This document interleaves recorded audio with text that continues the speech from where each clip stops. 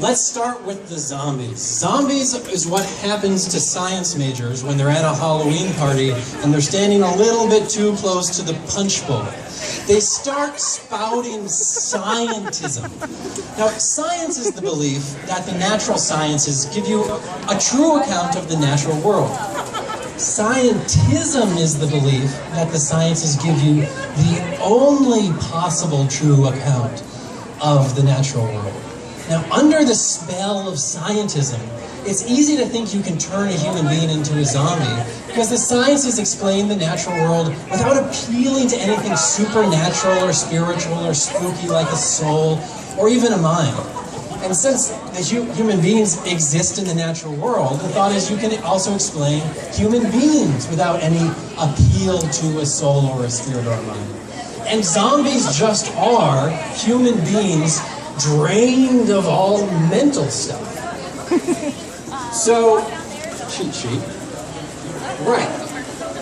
For scientism, humans are already zombies. We're essentially operate like robots, albeit we're a little bit wetter and smelly. So much for zombies. What about ghosts? So ghosts are what happen when you're at a Halloween party and standing a bit too close to the punch bowl are the humanities and fine arts majors. Their conversation becomes ethereal, as if they live in another world than the rest of us.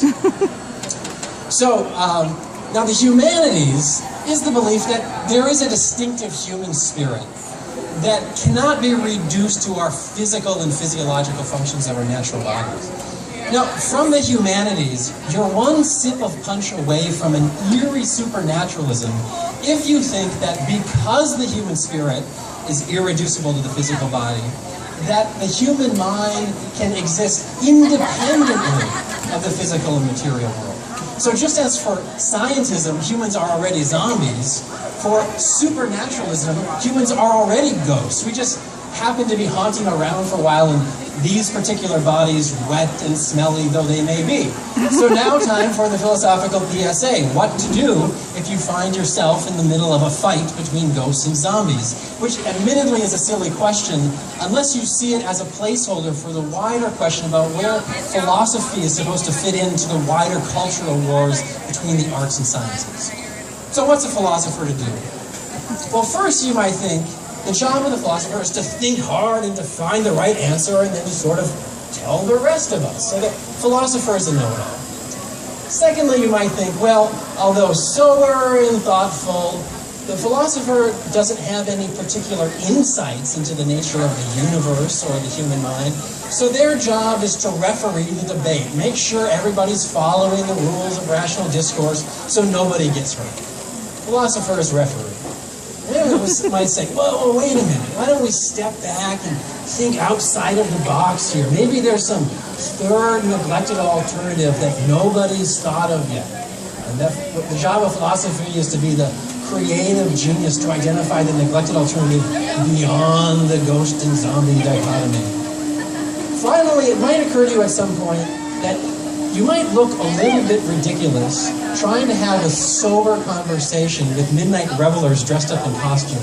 And besides, this debate doesn't really need to be settled right now anyway. Soon enough, everybody is going to go home and take off their costumes and sleep it off. And in the morning, nobody really believes in ghosts and zombies anymore.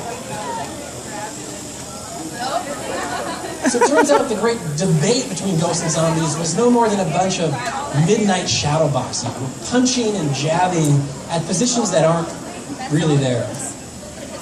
So that's it. It's Halloween. You're young. Have fun. Go out. Go to a party. Put on a costume. But beware. Take care that you're not frightened by your own shadow. Thank you.